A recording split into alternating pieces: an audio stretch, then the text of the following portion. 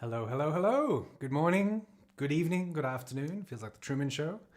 It's 9 a.m. here in Sydney, Australia. I have my cup of coffee. I'm buffing my nails. It's a nice little tradition. I wonder if some of you do that as well, buffing, doing your nails over the morning coffee. It's a nice little habit to get into. Um, I see Linda is already saying hello and goodbye in the same sentence. Thank you for saying hello, Linda, and we absolutely understand. It is getting late there in Germany, so have a good rest. Hi, Robert. Great to see you. Hi, Marianne, Chris, John. Good morning for fellow Aussie. Hi, Martha. Jana out in San Diego, I believe. Is that right? Out in California. Rick, hi. Great to have you with us. Matthew from down in Victoria. Hope you're doing well. Michaela and Andrew from the UK. Great to have everyone here. What I thought today would be is a bit more of a relaxed session because we had so many presentations last week in Oktoberfest. We learned about duets with Dave and Nikki. I went over how to play more beautifully using my whiteboard. And we had Dr. Connie Shu talk about performance anxiety, a really interesting topic of interest for a lot of us, I think. James Erickson gave his presentation on practice approaches. Sanya Plohol helped us with masterclasses and warm-up routines, and Richard Savino gave an amazing presentation. I feel like we only scratched the surface of his knowledge there, but the topic was why the guitar, but it really branched into the provenance, the story of the guitar, and how it really was the very first harmonic instrument. And we looked at some early tablature. We looked at how maybe guitar from the 5-course guitar split off to flamenco and classical and lute, and it was incredibly interesting. And I feel like we could dedicate a whole day to Mr. Savino just enlightening us into all of these things, because it's always captivating when someone has that depth of knowledge. So a real pleasure. Hi, Judy. Hi, Yoko. Greg and Albert and George and Dave. Great to have you with us. And of course, Nikki's in the chat, and Nikki is the mastermind of Oktoberfest. She's our events manager, so she works with all the people coordinating, bringing things together, and also putting together the open mics. And that was another amazing thing. We had open mic performances with a lot of members. We had some great videos. Some of them had some really interesting production. It was also just great to hear everyone's work as well. And I think it also needs to be mentioned the people who volunteered to play in masterclasses and be the guinea pigs in Connie's presentation about performance anxiety. They really did themselves a credit, and they did themselves a credit, but also the community at large. They were very helpful to talk about those topics, and it's hard to be a guinea pig sometimes, So Lois is saying hi. Hi, Lois. And Gary and Martha asked what flavor of coffee is in the mug. Well, this is just black coffee. I'm a black coffee drinker. When I'm feeling fancy, I will go out to a cafe and get one of those milk, cappuccinos or something. But at home, I just make coffee in the plunger. That's what I do. James is saying hi from Canada. Cindy's saying hi. She's out in California. Dave's saying Richard Savino was awesome. Thanks for having him. Yeah, he's fantastic. Such an energy as well. And I was connected to Rich Savino through Ben Verdery, who has... Richard mentioned this in his talk, that they have kind of a group that they text, and it's a close group of really world-class guitarists, and they're all quite close. And yeah, Ben introduced me to Rich, and he was so generous and welcoming when I was in San Francisco. I saw him teach some classes there at the conservatory, and we got to explore a bit of San Francisco as well. So a very generous person, and just a absolute font of knowledge. What I thought we'd do today is there was so much to unpack. As I said, I mentioned the topics that those presentations were about. I wanted to see if you had any questions or any thoughts. We've had a week now to kind of go through all of that and think about some things that apply to us. What struck you, or what left you wondering maybe there's needs a bit more explanation? So if you could write some questions in the chat, I think we could get a bit of a discussion going. Today's going to be a little different in that it'll be a bit more chatty, a bit more freeform, but I think that's welcome after such a intensive weekend last weekend. of planned presentations. So, Connie was talking about performance anxiety with understanding it as first, and then we're having strategies to deal with it, performance preparation, pre-performance routine. James talked about practice, and we're talking about setting up your practice space. I love that idea myself. Scheduling a time, making a plan, practicing with a schedule, setting goals, and keeping a log. A lot of the things that we do at CGC, but I think with practice, it's almost like we are dealing with somebody else. It's like we're working with, we're trying to train a dog or a cat or something. We have to grapple with our own habits, be they good or bad. We have to grapple with procrastination. We have to grapple with fatigue, distraction, all of these things. It's like there's another self inside of us. One of us wants to really focus and do well, and the other has all of these things that go against it. And so I think a lot of these strategies, one of the words they use is hack. They kind of hack our personality. So setting up your space is a really great example of environmental design. So if you have a chair ready, your guitar's out, the music's on the stand that you're working on, all you have to do is sit down and start, and that will most likely start a virtuous process of practice. So you just need to make that initial impetus, that initial moment, even if it's just 60 seconds of playing, and that 60 seconds might turn into 60 minutes very quickly. So little hacks like that, I think, can make quite a difference, as opposed to having to get out a music stand, put the chair into place, get the guitar out of the case, all of those things. So just removing that little bit of friction.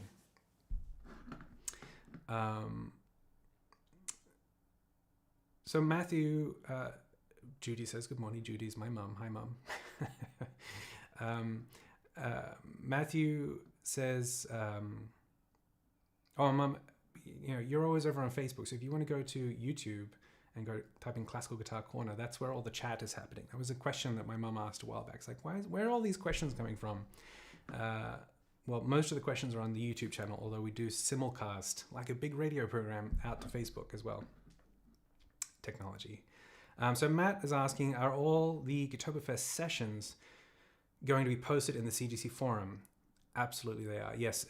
We're in the process of just editing them, basically, chopping off bits of chit-chat and getting to the main presentations. So yes, absolutely. And Nikki, who's in the chat right now, works really hard, and I have to sometimes suggest pointedly that she take a break, that she stop and just rest and take care of herself, which was another point in James's presentation about being good to yourself, because if you don't take care of your body and your mind, you can't do all these great things. So Nikki's had 3 of the days off this week, I believe. So they're not in the forum just yet, but once those editing things happen, they will be in the forum. Should happen quite soon. So Martha says, perhaps, well, I'll put this up as a thing. Does this work? There it goes. Perhaps some suggestions about how to apply the duo presentation ideas to our virtual duo challenge. Good point. So at the moment at CGC, we have a member challenge running this month, and it's all about duets. And we have a collection of duets, and people can choose a partner and work on them. And honestly, some amazing things come about. Some amazing recordings come about where people play from other parts of the world and sync up with one another and play these duets. So, there's certain things that Nikki and Dave talked about where we have with duets, like, simple things, tuning, playing in time, using the metronome. They sound simple, but they're so core and fundamental to music, that the fact that the guitars need to be in tune and also the timing needs to be right. It's worth spending that extra effort to really focus in on those details. So practicing together at very specific timings, very specific tempos, and being very clear about the tuning, especially when you're going to be recording. It's going to be a little hard, I will say, to to do certain things together that would have normally been a bit easier if we were there in real life. So I recently just coached a couple of people who'd been rehearsing on Zoom. This was here in Sydney, and they were rehearsing on Zoom for the last 3 months. It was a big lockdown in Sydney and no one could leave their homes. And of course, Zoom has delay issues. So one thing you can do with Zoom is you can simply, one person mutes and then plays. I often do this in some coaching calls. I'll play and I mute the other person so I can't hear them, but I'm playing and trying to keep nice and in time. And the other person plays their part. So to them, they hear the duo nicely and in sync. But unfortunately to me, I don't hear anything. So as a teacher, you have to rely a little bit on the other person's ability to play along. And this works more for intermediate to advanced students, I suppose. But in terms of duo playing, you could sort of swap in and out of those modes, or you could send one another recordings and play along with it. But even more so, it's worth putting attention on the metronome there, and metronome work and tempo suggestions. Phrasing, some of these things that we do in duets, we can just simply have a bit of a planning session. One of the things that when I worked with this pair of musicians recently, one of the things that was interesting is they had really focused on just trying to play the music and play in time. And obviously that's important. But they hadn't gotten to the point where they discussed any ideas, creative ideas. And so one of the things you can do is have a bit of a planning session. You can connect, whether it be just through email or through Zoom or what have you, and sort of say, okay, let's hash through some ideas. Maybe in this section we could play like this or like that. And there's a bit of a discourse going on about how you might play the music. And that's got nothing to do with sitting down and playing notes, but it can do wonderful things for the music, because you can maybe come across some ideas that wouldn't have been so present just playing through the music. Just sitting down, talking about it, sharing ideas, and maybe listening together to other performances that you come across. And then you can talk about phrasing and articulation, and also, as they mentioned in their presentation, the social aspect of it, which is just a joy to connect with people, to be talking about, sharing, music making. That's part of it. So there's some ideas about applying those, but I do know Nikki's in the chat. So Nikki, is there anything you'd like to add about any practical things that you'd like to suggest for people doing the member challenge right now? I'll let you type that in the chat if you like. I would call you up, Nikki, on the Skype, but I know I didn't give you any fair warning, so I'm not going to put you on the spot. Yeah, Lois Lois says A+ job on the background props this weekend. So as I mentioned, my mum watches the live streams, and she brought me a third plastic plant last week. So that little one dangling over the side there is a new addition, plus a lamp. I mean, it's a bonus week. What can I say? Lamp and plants. Is Gerard saying, oops, Gerard's saying, yes, he's got, it's a nice analogy to think of training our other self or other mind as training cats. Is it even possible to train cats? I don't know. Actually, I think it is. I've seen some people walking interesting animals back in New York City. I've seen people walking a turtle or tortoise, I'm not sure which one, on a leash, no less, so it doesn't get away. But I have also seen people walking cats in Central Park on leashes. I think it might take a special kind of cat somehow. Violetta says, hello from Spain, classical guitar lovers from Spain with Friday. It's midnight in Spain. Well, thanks for saying hi, Violetta.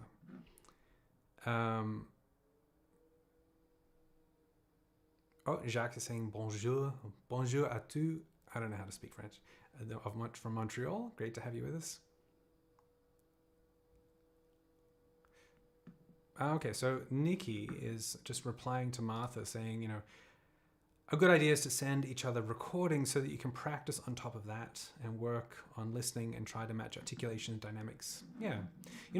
The virtue of some of these things, the challenge of some of them is that it's, there's a delay. You send a recording, someone might work on it, maybe you connect a week later. But the virtue of it is that you might actually stay with that just a bit longer than you would if you had a rehearsal session. You can really listen at different times of day. You can work on it, listen back again the next day. You might start hearing different nuances in the music. And this is one of the great virtues of modern technology. Some things are lessened, but some things are enhanced. Cindy is asking, Simon, have you ever used or heard of Jamulus? I understand it has a low latency. Oh, very interesting. I have heard of the Jam something. There's another program called Jam something.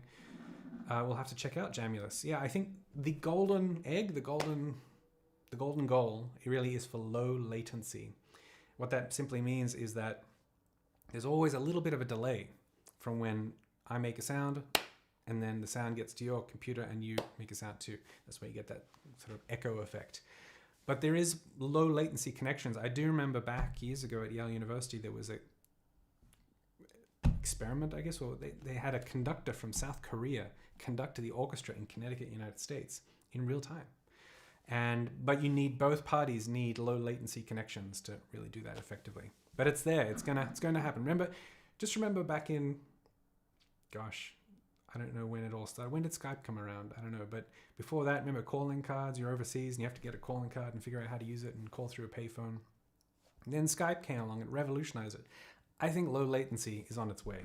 And I think we'll be able to play duets soon enough. Even starting out with CGC, one of the very first Guitarfest, the first Guitarfest, which has preceded the Academy really. That was done... Actually, that was before Zoom. The very first one was before Zoom. That was more like this. I was broadcasting. There was chat available. But the next one, we used Zoom. That was like 2015, I think. So, I mean, think about how far it's come since then. The sound quality, all the functionality. Back then, it really was kind of like dial-up. You had bad sound, bad visuals, and it was a challenge, to say the least, to do some of the teaching and learning, But I'm very optimistic about the virtues of those technological advancements. So, Lynette saying morning, just tuning in. Yeah, okay, so I did. So, Brooke said, you'd mentioned some CGC curriculum updates and changes. Yes. I'm not sort of at a point to talk about it, but I guess I'll give you the overview, which is, I started creating the materials at CGC in 2010. And then the Academy sort of started formulating in terms of a method and a curriculum. 2015-ish, like in terms of a large overarching structure. And since even 2015, there's been revisions, but there's been a second big iteration, like a revision. We originally had these levels, and then working through with, at that time, hundreds of guitarists going through this, I learned that those levels were too big, a bit too much to work on at one time. They were big enough that you didn't really get that gratification of progress and achievement. So we changed to grades and we partitioned things and made them a bit more granular, a bit more stepwise. And while that created a little bit of friction because things changed quite a bit, it improved things so much because the structure was better, the partitioning was better, the organization of materials was better. So basically what's happening is the third iteration now, and it's not going to be particularly disruptive. I've designed it intentionally for that, but I'm so excited to start releasing new materials. It started out as trying to replace certain things that clearly needed replacing because they could be better. And then it turned into a complete ground up redesign. But there's certain things that are staying the same, like all of the practice routines, all of the repertoire. I didn't want to be disruptive with people's learning, but there was a lot of room for improvement, and I've been working on that really hard. And Dave and Nikki have been giving me their insights as well along the way. It's been great. But as you can imagine, there's a lot of refilming and re everything to do. So it's a slow moving beast. There's a lot that's already happened. I got a real boost of energy with it after finishing my recent health treatment, and so I've been working on that a lot. I'm very excited about it. I think it's just going to be great. I think it's going to help people a lot. So that's what I'll say about it. That's the kind of scope we're working with, and I'll launch it when it's ready. I'm working as fast as I can, but it's a lot of stuff. So Nikki is saying that she likes planning together on a Zoom session with a duo partner, just planning with the music in front and writing things down. Also, another idea is to understand each other's strengths and plan. Yeah, so Nikki, throughout the last 18 months, has been doing some concerts, actually, with chamber organization in Brooklyn, was it, Nikki, or Staten Island? I can't remember. But so she's been going through this actually with distance rehearsals and then having to come together. Yeah, I like the idea. So playing or understanding each other's strengths. So maybe someone has some digital multimedia skills. They can do something, maybe do some editing, or maybe they just have a rhythmic skill. Like some players have a real rhythmic stability. Or, well, Nikki, I'm curious, what kind of skills do you think, what kind of strengths could one identify in that process? But yeah, she likes the idea about the planning of these sessions. So not just playing all the time, but really kind of planning out your time and using it wisely. I do know there's quite a number of famous duets and ensembles that don't live in the same area. So they often play and work on their parts, and when they get together, 90% of the work is done,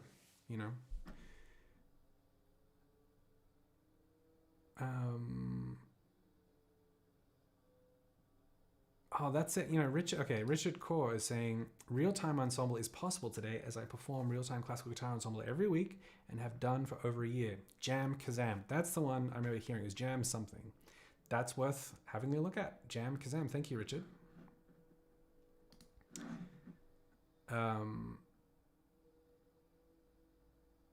Just going through the chats. Thank you so much for having some chats in here.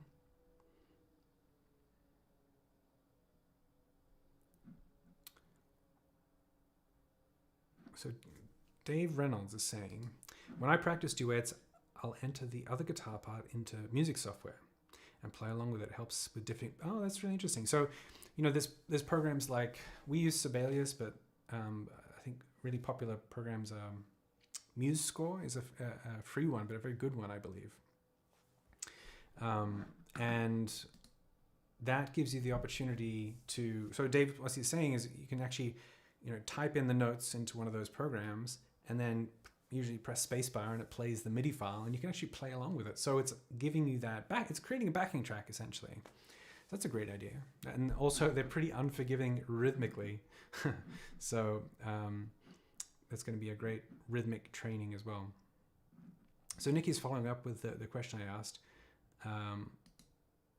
There are different strengths in the case of duo from a distance. I would say editing, recording, and mixing strengths. Okay, right, yeah. And I think that happens a little bit with the member challenges. I know that people, certain people in the community are really great with computers and editing, and you'll find that, one person takes on that task of the multimedia editing. And then Nikki's following up saying, but also musical strengths, for example, if someone has such a good sweet color on the guitar, make sure this person has a melody part to showcase that. Right, yeah. An interesting thing about duets, which not everyone does, is, it's even more so in an arrangement setting if you're doing this yourself, but if you have a duet, it's possible to sometimes cut up the parts. You do find duets that can be really well balanced and the parts interact with one another. But sometimes it's a little unbalanced. Sometimes they're made for teacher and student, right? So one part will be quite simple and one will have all of the action or maybe all of the melody.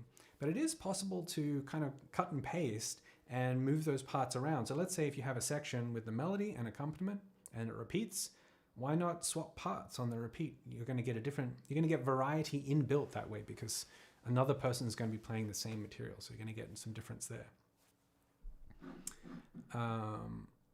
And then Nikki continues to follow up, or if someone is strong with rhythm, let them record the part first. So it's really helpful for the other person. Absolutely, yeah. So having that, they're essentially playing the part of that music software. Brooke's asking, have you thought of recording the A and B parts of the duets for member consumption? Yes, that is part of this new big revision. The duets are being heavily integrated, and actually I've composed a lot for the new curriculum. And at the moment, every lesson has a new duet. Because ensemble music's just great for this, great for learning. Richard's following up, to use Jam Kazam effectively, You need an external audio interface, an external mic, and an Ethernet connection. Then you pay a monthly fee and it sounds as though you're playing in the same room together. I will definitely have to try this out. I have heard of it, but I think it's going to be worth checking out because maybe low latency is already here. We're living in the future. Thank you, Richard, for that. All right, so let's move on topics. We talked a lot there about duets, and it's very appropriate because we're doing the member challenges. What about performance anxiety? I know there's been some amazing study groups going on with Don Green's book. Or what about practice? James' topic of practice, or potentially Richard Savino's topic of why the guitar, although I'm not sure if I'm equipped to answer that question, those questions, but we'll see. Oh, wow. Gayatri is saying with MuseScore, you can import a PDF. You don't have to enter the music manually. I know, I need to check that out as well. I've been so connected with Sibelius over the years, and they kind of lock you in because of the file types. And I know Sibelius has that function. It works well when you have like a piece of music, that's already been created in, computer, so it's all very neat and clean. But if it's an text or anything that has handwriting or what have you, it can sometimes be a bit of a challenge because the computer can't figure it out. It kind of gets a little confused. Yeah, Sana's saying that it sounds really cool having duets with every lesson. Well, we basically went over 10 years or so of, well, I guess not 10 years, but years and years of comments and questions in our curriculum, and that gives us a great indication of where improvements can be made. So we're just doing a lot. We started out with a lot of listening and then formulating these new ideas, and it's going to be great. All right, so how about we change topics. We'll go to practice or performance anxiety, and I can play some thinking music on the way. I'll see if we can tell me. This is gonna be really tricky. See if you can remember from our modes discussion what mode this might be.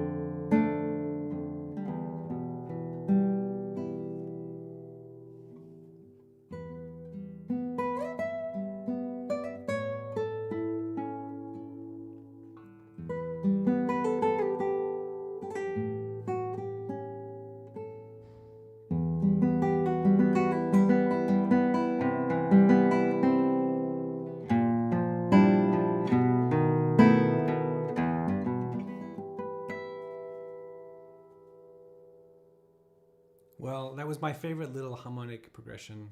No, well, one of my favorites is a Dorian mode.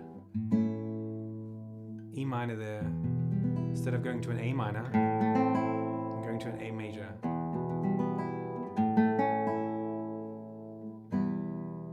Just harking back to our discussion on modes, that live session.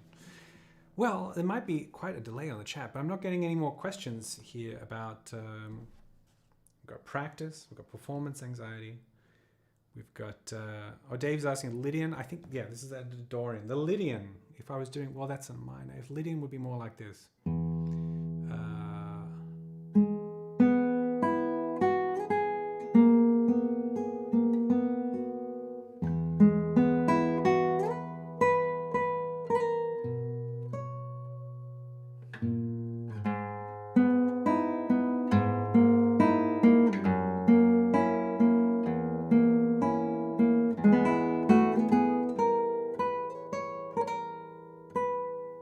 That's more of a Lydian.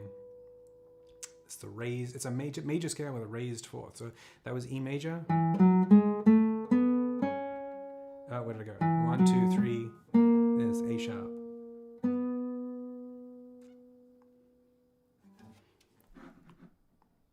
Yeah. So yes, maybe I may have missed some questions earlier. So please do rewrite them if I didn't answer them. The chat sometimes flies, and sometimes not. So, okay. So Lynette's asking. Thank you for your question, Lynette. How to motivate yourself after a dip in enthusiasm. I was just talking to someone yesterday about this. I think the first thing, this is something I said to this person, is I think something that can happen when you put, let's say, 4 or 5 years of playing and practice and development, and then you stop, or you just don't feel it anymore. You're not wanting, you don't have that desire the same way. I think what can happen is you can be hard on yourself and feel like there's a failure in there, or you've done something wrong. It's your fault somehow. And I think it's important first and foremost to remind yourself that it's okay. And nobody is a guitarist. No one's born a guitarist. No one's designed to play the guitar. I think we can have a penchant for music. We can have a want, a desire to express ourselves through this abstract medium, but no one's a guitarist. And so in a time of waning enthusiasm, I think it could be a nice thing to reward yourself with the freedom to explore, look into other instruments, do some listening, listen to some things that you've never gone out of your way to listen to before. Maybe it's Norwegian death metal. Maybe it's early music from Ockeghem. Maybe it's bluegrass. All of there's such multiplicity of styles and approaches out there, and it's all at our fingertips these days. And that can, I think, quickly be a source of inspiration and motivation. But I think the first step is to not be so hard on yourself if you have a dip. They're inevitable, really. When I play mandolin, and I have played in a bluegrass band, but the reason that started is because I got totally burned out on guitar. I was preparing for my doctoral exam, and it was 6 months prior, and I was burning out. And I got so uninspired by the classical guitar, I took up the mandolin. And I played that for months. And then, I eventually came back to the guitar, but the mandolin actually became a big part of my life. I was in a band. We ended up doing a recording. We did some concerts. It was great. It was part of my musical life. And then some of the compositions I write now have a little bit of bluegrass influence in them because it's a great form of music. So I think, a dip in enthusiasm could be an opportunity to explore music in different ways. And it's okay. You might have to be gentle with yourself and wait for that motivation to come back to you. I was talking to Nikki a little bit about this the other day on a bit of an abstract topic. We were thinking about topics of what to talk about in these sessions. And one topic is a little bit of an abstract one, and that is, what is it to be a musician? What does that even mean? And, I think without going into that whole discussion, you don't have to, some people might have professional aspirations of making a living through performing and teaching and playing, having certain accolades. But for many of us, music is just a way of expression. It's a way to socialize. It's a journey. And the point is not to get to some level that we finally reach and then we feel satisfied. That's not it. It's really about enjoying that journey. And so part of that journey is sometimes taking a break and letting ourselves get excited about it again and giving ourselves that space. Because burnout is real, and many of us probably went through it in the last months. I think the first step is to be kind to yourself and be okay with it. That's my thought. Ember Craig is saying, that's a good thought. Maybe I'll take up Norwegian death metal on the mandolin. The reason I say Norwegian death metal is I think they won Eurovision one year, a band from Norway, a death metal band.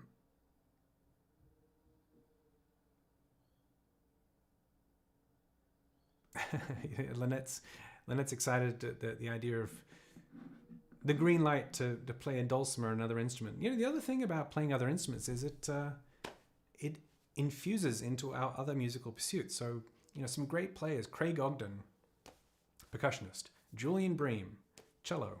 He took up the cello at the Royal College because they wouldn't accept him just on guitar alone. Stephanie Jones, who many of you know, and she's widely appreciated. She plays saxophone. Many guitarists play other styles. There's an amazing young French guitarist called Antoine Boyer, gypsy jazz styles. So all of these things impact our classical styles, and often, and Julian Bream played sort of hot club, the jazz, the Django style, and I think it can really be a positive influence in our playing. Andrew's saying that he got into classical guitar after burning out on steel string. The change, interesting. So he came to classical from burning out on steel string. That's interesting. I did come across a topic on another forum somewhere asking, sort of the title, I'm not going to quote it verbatim, about the idea of being a pure classical guitarist. And while I think we can make great progress in a particular style if we focus, you make that choice and focus, it's just a big world of music that was there to enjoy and so many things to explore. There's absolutely no reason that you can't have your interest piqued and go down a path. I think it's probably good to be aware of a change and maybe be decisive about it, as opposed to just getting distracted, because then we start getting into things like focus and practice and goal setting and what have you. But if you decide, like, actually, you know what, I think I will do this, I'm going to dedicate my time to it, and then balance it out with my classical world like this, I think it can be a really positive thing.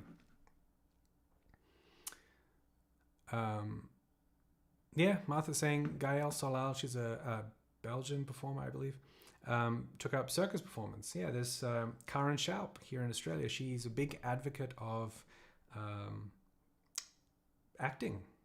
So, a little bit going into the performance anxiety world and stagecraft and what have you.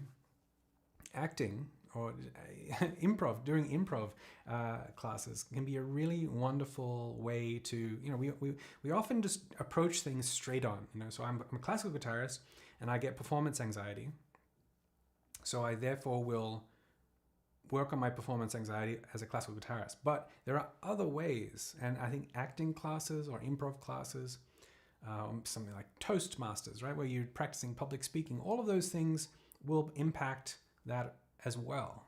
Maybe not as directly, but if you've been working on it directly and it hasn't been working for you, maybe some of those outside approaches could be beneficial.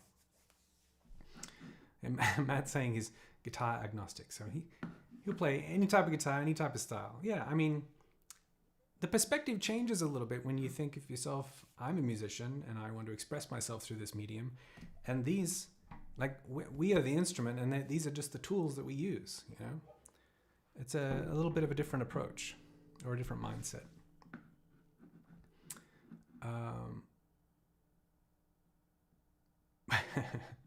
Gerard saying, years ago I took up classical guitar to learn how to sight read so I could play jazz. Never left, and I'm still bad at sight reading. That's funny. Well, I'm glad you're still here chatting with us anyway.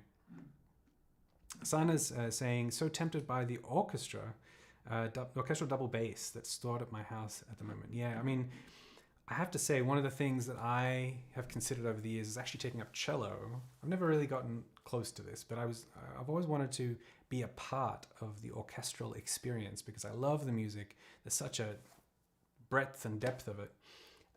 And cello, it's got that, I think possibly we're attracted to the classical guitar because of its range. And some people might be attracted to the mandolin because of the range of the violin, but the cello shares kind of a range with the classical guitar. It's got that same sonorous, deep vibration without maybe going into the super bass world of the double bass. But anyway, the idea of learning an instrument to play in that ensemble, I think, like you're saying, Sana,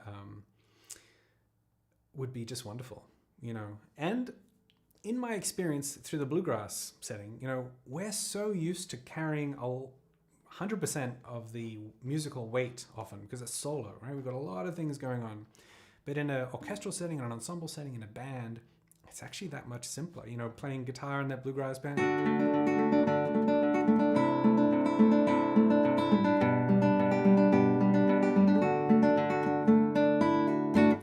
It's a lot more repetitive. It's a lot more simple. You're making something beautiful by the sum of its parts. So all the ensemble members are contributing, but you don't have to carry all of that. And it was such a relief, to be honest. It was fun in a very different way. I find classical guitar very satisfying in a sort of mental, goal-oriented, achievement way. And also it's very satisfying in a detailed and depth kind of way. But in terms of fun and letting go of all that pressure of playing with accuracy and all those things, playing in bands, and then, an orchestra is a big band, really. So I think that's a wonderful option to consider. Camp is saying, morning from Tokyo. You're very welcome, Camp. I'm glad you can join us. So Emin is saying, hey Simon, hope you're doing well. Got a question. Would you say that in order to be able to improvise with scales, learning major scale theory behind it, playing a lot in thirds and other intervals is a good foundation? Yeah, I think people differ a little bit with improvisation.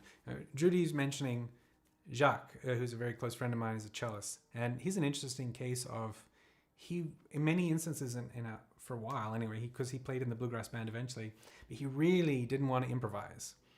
And I think for classical musicians who've gone down quite a steady path of following instructions, and there's kind of, it feels like more rules, and you can be right or wrong a bit more in that world.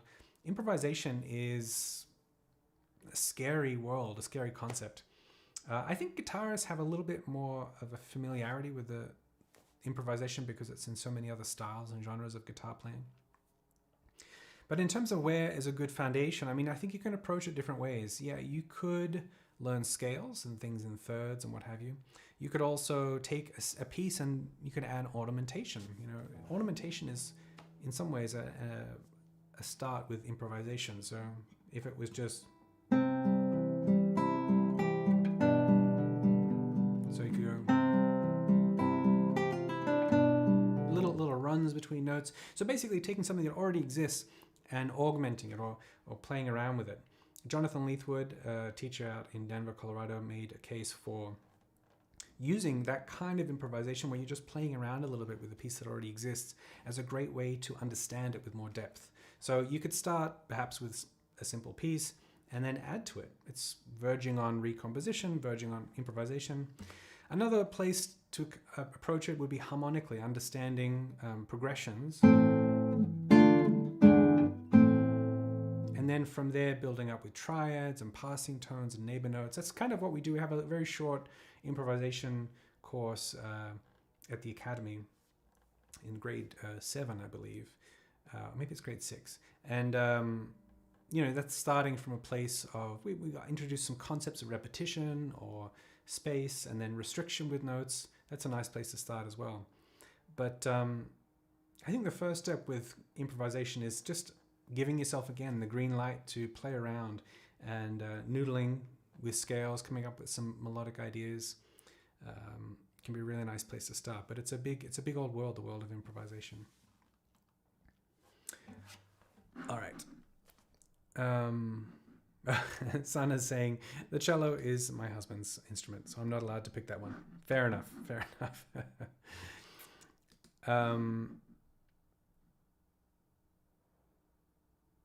Yeah, Andrew's saying that he loves the way the cello can both sing and growl. Great instrument, not so great to carry on a bus. Yeah, I have to say, I was always a little bit envious. I had a duet for a while with a recorder player. They got it made. They can wrap, they often have multiple recorders, but they wrap them up in a cloth and just away they go. Dario saying, did you notice that Segovia tuned flat below 440 around 427? Oops. I didn't notice that particularly. So that's an interesting thing. So what Dario is talking about, this is a little bit tangential, but is that if we tune to A440, which is 440 hertz. It's a mathematical sort of frequency vibration. It's a standard that we use. But back in the day, and let's say we're talking 18th century, right? Before we had iPhone apps that just told us we were in tune or not, you would tune to the local organ. So you have an organ in a church, and that would be the place where the pitch would be standardized, because it's not going to be changed anytime soon. You're not going to lengthen or shorten a pipe in an organ just to tune it. So that would be where everyone would tune off of. And so the tunings would vary a little bit. It might be a few cents, as they say, that much, like that tuning, or it could be quite a lot. And so we play pieces, let's say the chaconne in D minor, and people can get quite opinionated about the quality of different keys that pieces are played in. Like, don't play it in this key. Don't play it in that key. It's originally for this key. But the reality is that there's going to be a lot of variety. When these pieces were written, the pitch at which they were written are probably not all standardized at A440. So it opens up then the world of, well, I wonder what the instrument sounds like. This might take a second. Hang on. So I'm just I don't know what pitch I'm at. I'm just going flat about a half step.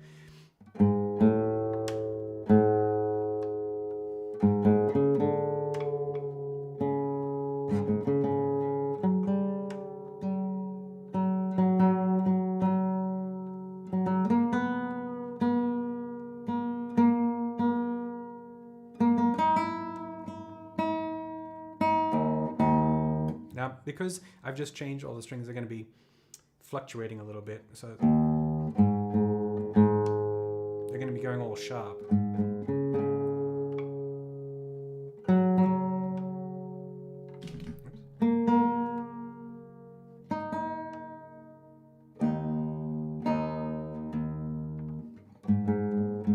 Takes a little while. It's not going to be perfect, but have a listen to this.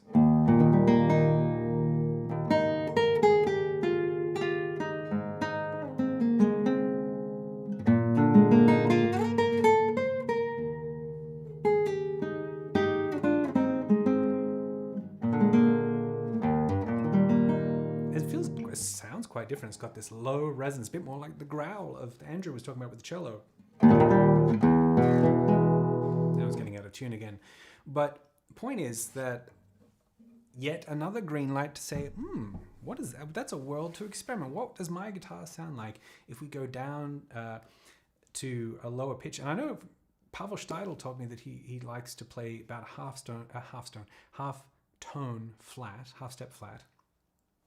And so it gets this kind of resonance that's different. And you'll also find a lot of instruments, luthier-made instruments, will be kind of tuned and created so that they're played at A440. But experiment, have a play around with it. It's not going definitely going flat is not going to damage the guitar at all. Going sharp, you might need to be a little careful.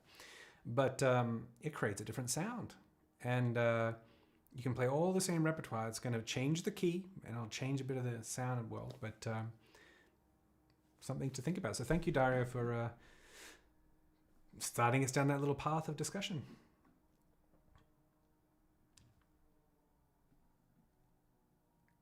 Okay, so the next question. Okay, I see a question mark.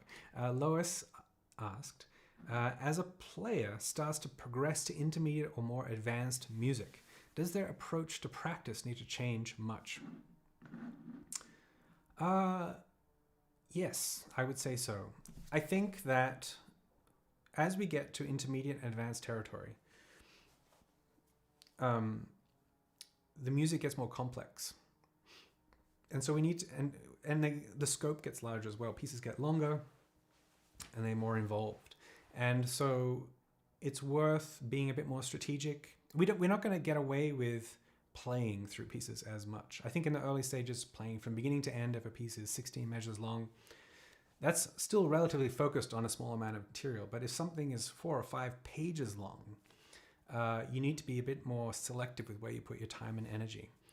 So almost being your own teacher. If you were teaching yourself, another example of thinking of our two selves, and you had a deadline, you say, okay, I need to get this piece prepared by next Monday.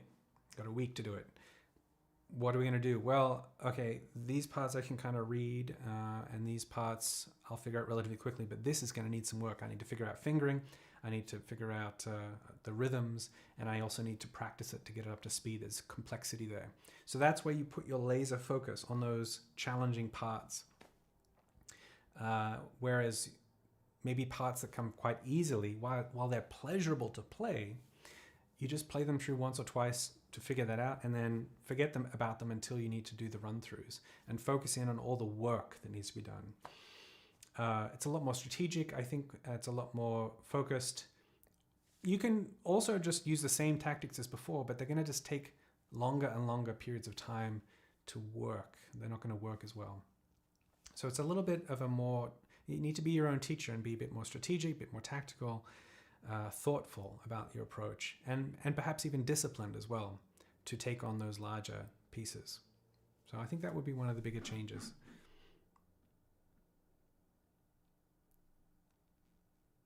So Elma's saying that 440 in the tuning sense is a relatively recent standard. Thomas says, I haven't read the question, but he prefaces it with saying, sorry for a stupid question, but I've started only 3 to 4 months ago at 33 years old. Why is learning scales so important? If I could find the note on the fretboard, why are scales important? As with so many questions, it's a great question, and it's not stupid at all. Thank you for asking it. It's an interesting one on the guitar. I have a very kind of set view of scale practice. Scales are beneficial and useful on multiple levels, but not in the same way as it might be for piano or violin. In piano repertoire and violin playing in an orchestral setting, scales are very common in what they play. So for instance, in a piece by Beethoven or Haydn in the orchestra, violinists might find themselves, especially in the third movement, or sorry, the last movement of symphony, for example, playing a lot of scales. And so what will happen is they'll see the key, they'll see the scale, and they've practiced it already, so they're just chunking that information. Same goes with piano. You'll find a lot of scales in Paganini, Liszt, and all Chopin, all over the place, but particularly in those 19th century virtuoso performers, lots of scales. So when you're practicing scales, you're actually preparing that work ahead of time. So when you get to the repertoire, it's just a scale. You're already quite familiar with that. It doesn't need to be practiced. But on the classical guitar, we don't have that many instances with scales. And the times that scales do come about are actually quite notable, like the Chaconne, which is a violin piece, has some pretty astounding scales in it. The Aramworth Concerto has some great scales in it. Again, written by a non-guitarist, a piano player, Joaquin Rodrigo. So the pieces with long virtuosic scales are few and far between in comparison to other instruments. What they can be really useful for is using them as practice tools. They can help us establish an understanding of harmony, of key centers, of fingerboard and fretboard knowledge. They can also be a good apparatus for us to say, okay, I want to work on my dotted rhythm. And then do you just play one note over and over again? Or you could use a scale, because you start integrating left and right hand synchronization, you start integrating string crossing, and use that as a tool to practice that dotted rhythm. So I really believe you want to use scales mindfully and with intention, rather than just going up and down the fingerboard. Another thing that's a little bit of a disadvantage for us with scales is that we can shift patterns around the fingerboard. So you do a pattern on the fingerboard and just shift it up one fret and you get the next scale. And you don't have to think about what notes you're playing. So mindlessly playing through shapes, while it's a good warm-up, and it probably can be a developmental aspect for your hands, it doesn't really advance us that far, that quickly. So you need to be kind of strategic with them. That's how I would advise using scales on the classical guitar. Definitely ask yourself when you're playing through the scales, what am I trying to achieve here? Is this a warm-up? Am I learning this key of E flat major? Am I exploring the fingerboard? Am I working on my dotted rhythm, crescendo, decrescendo? Have a reason for practicing those scales.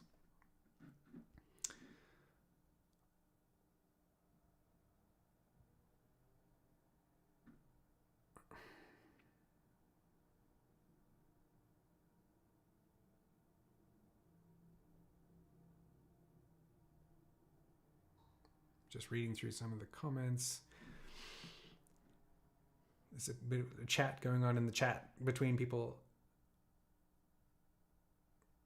All right. Well, I think I see it. I don't see another question in there.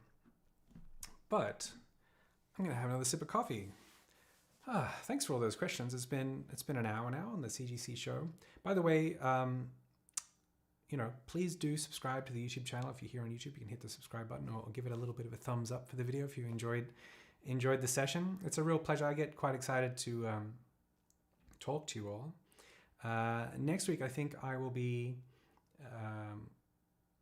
I want to bring on some more guests. I haven't had as many guests in this series, but I think I might bring on some more guests.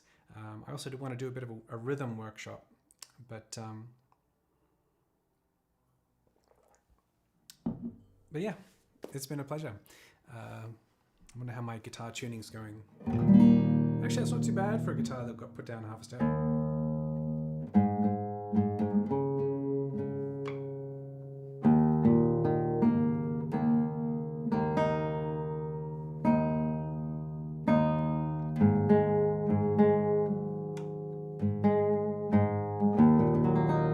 Take us out, I can play something in this. Let's find out. Hang on, I'm going to find out what pitch I'm actually playing at here.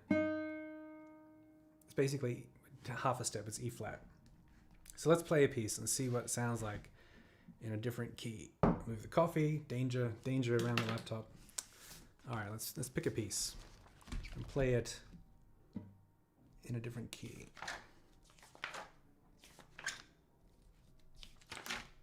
Oh, this could be nice. All right. Okay.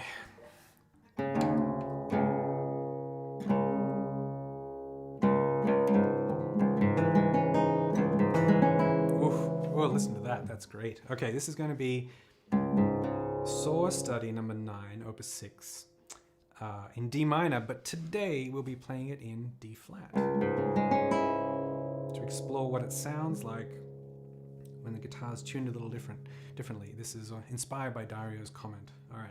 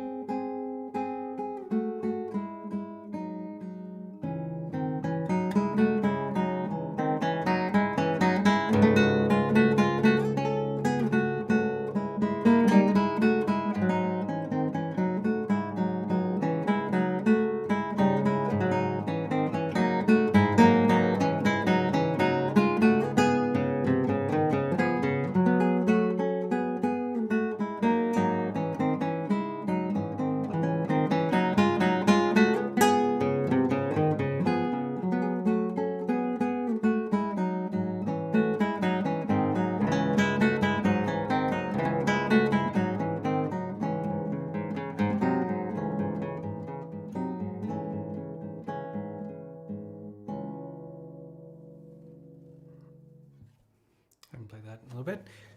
So that's tuning down to D flat. Fun little exploration there. Great piece. Very turmoiled.